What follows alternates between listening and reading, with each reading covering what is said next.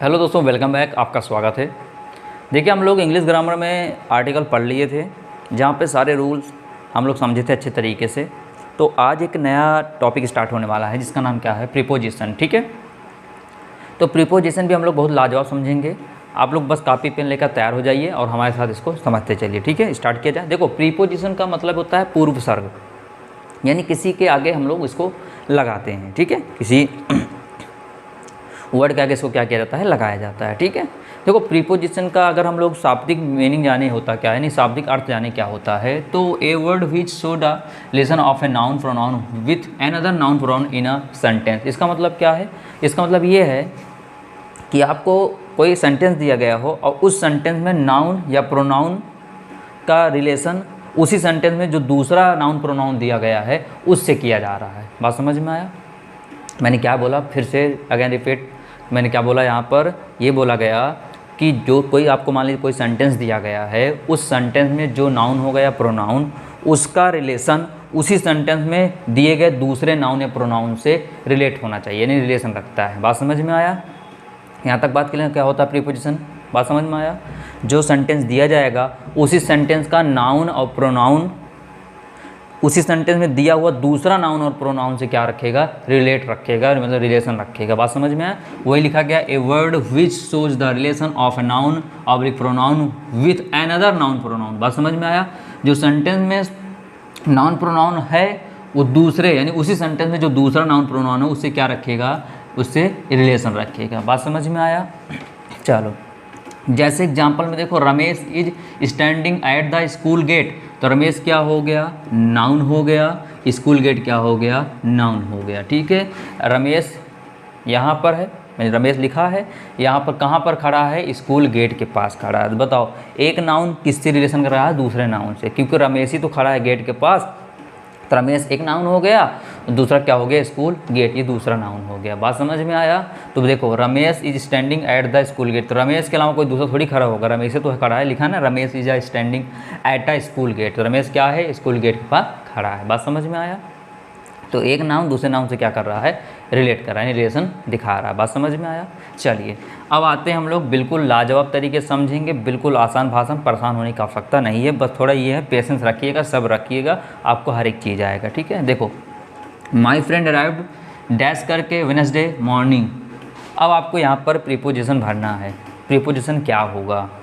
ठीक है, देखने में एक सेंटेंस है, लेकिन यहाँ पर 6 कॉन्सेप्ट निकलने वाले हैं। देखने में कितने सेंटेंस है, एक सेंटेंस है, लेकिन यहाँ पर कितने कॉन्सेप्ट निकलेंगे, 6 कॉन्सेप्ट निकलेंगे आपकी। ठीक है, माई फ्रेंड अराइव डैश करके वेडनेसडे मॉर्निंग।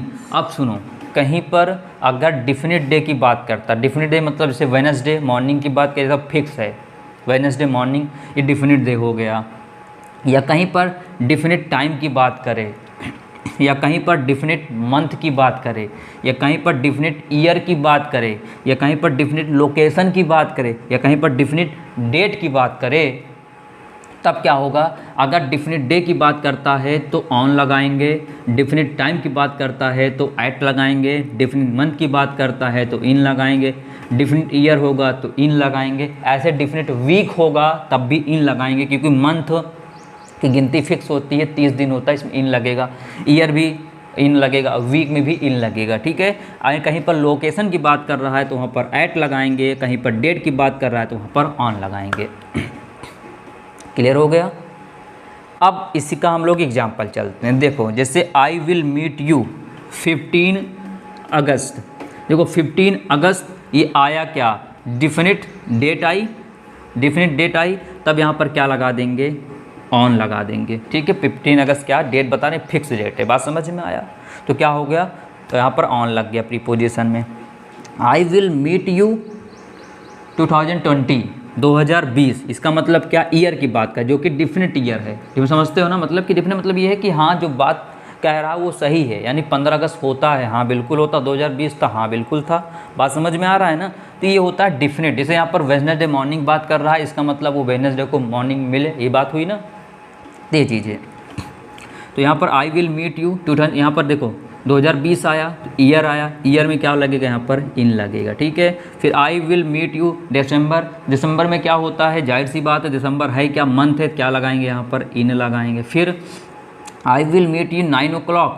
9 o'clock मतलब क्या हो, डिफिनिट टाइम की बात कर रहा है। जैसे मैं कह दूँ मेरी क्लास शाम को 9 बजे रेगुलर प्रारंभ होती है, तो वो तो फिक्स हो गया, डेफिनेट टाइम हो गया। तो यहाँ पर क्या लगेगा, जब टाइम की बात करता है तो क्या लगेगा, एट लगेगा। आई विल मीट यू क्या, इंडिया गेट। इंडिया गेट एक लोकेशन है जो दिल्ली में काफ़ी फेमस है, बात समझ में आ रहा है। तो यहाँ पर क्या लिख देंगे, लोकेशन की बात करता है क्या लिखते हैं, एट लिखते हैं। फिर आई विल मीट यू, यहाँ पर क्या संडे आया है, संडे आया इसका मतलब क्या है, डेफिनेट डे की बात कर रहा है, क्या लगा देंगे, ऑन लगा देंगे। ठीक है, क्लियर हो गया पूरी बातें, यहाँ तक आपको अच्छे समझ में आया होगा। देख रहे हैं एक कॉन्सेप्ट पर हमने कितने प्रकार देखा, हमने 6 प्रकार के कॉन्सेप्ट को मजबूत किया।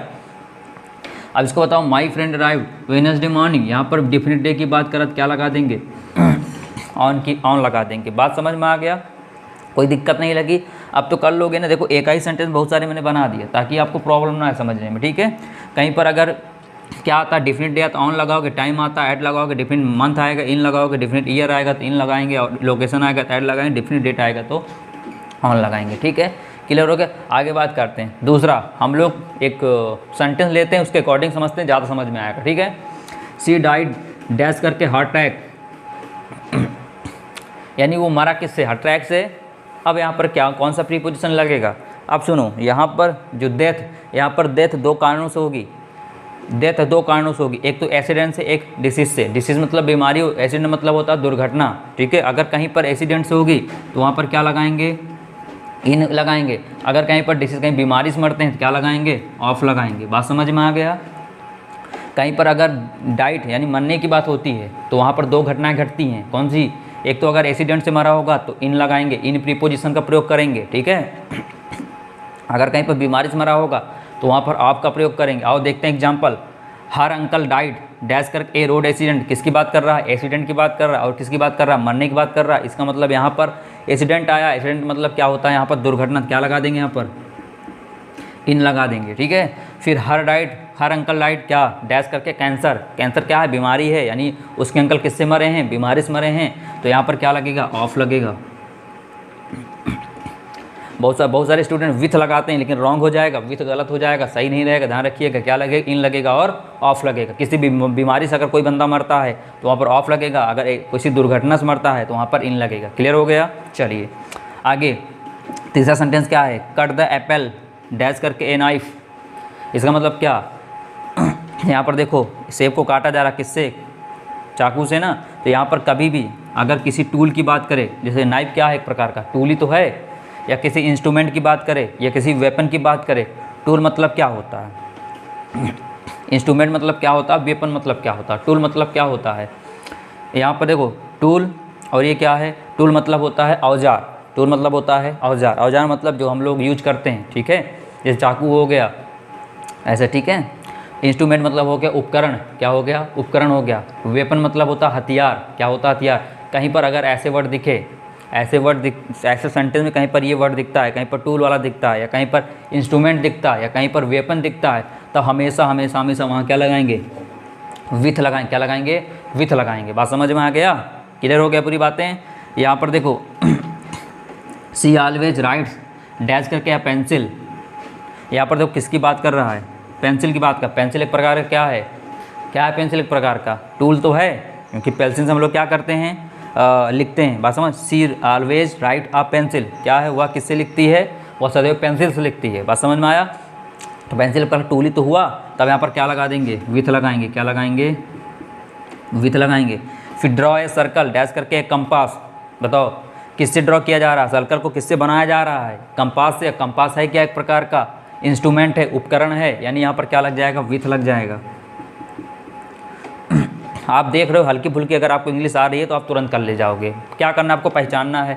पेंसिल दिखा, हाँ जी बिल्कुल दिखा है, क्या ये टूल है, तो विथ लग गया। आगे कंपास दिखा, कंपास बात क्या कर रहा है, कह रहा है कि सर्कल बनाना है यहाँ पर, तो सर्कल बनाने की बात कर रहा है। कंपास एक प्रकार का उपकरण है, तो यहाँ लगा दिया विथ। क्लियर हो गया। अब बात आती है दिस इज़ द नाइफ, फिर डैश करके फिश सी वाज मर्डर्ड, इसका मतलब क्या है, यह वही चाकू है जिससे क्या हुई थी, उसको मारा गया था। बात समझ में आया ना। तो नाइफ की बात कर दिया, तो यहाँ पर क्या लगा दोगे, विथ लगा दोगे। तो आई होप आपको मज़ा आ गया होगा, कहीं पर प्रॉब्लम नहीं आई होंगी। अगर ऐसे ही वीडियो अगर आपको और पाना होगा तो अभी तक चैनल से नहीं जुड़े हैं, चैनल से जुड़ जाइए। ठीक है, क्योंकि प्रीपोजिशन आएगा, उसके बाद हम लोग आएंगे लेकर वॉइस लेकर आएंगे, फिर नरेशन लेकर आएंगे, ऐसे धीरे धीरे आपकी इंग्लिश ग्रामर एकदम लोहा कर दिया जाएगा, कहीं पर प्रॉब्लम नहीं आएगी। ठीक है, आगे मुलाकात करेंगे नेक्स्ट लेक्चर।